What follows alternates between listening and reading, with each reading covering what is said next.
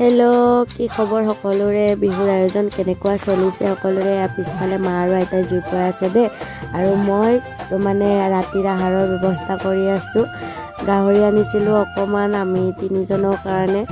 আৰু এয়া গাহৰি বহাই দিলোঁ ময়ে গাহৰিখিনি বনাম বুলি ক'লোঁ অকণমান ইহঁতৰ লগত এনে ডেন্স কৰিলোঁ আৰু তাৰপিছত এয়া লোকেল মুৰ্গী আমাৰ মা আৰু আইতাৰ কাৰণে তেওঁলোকে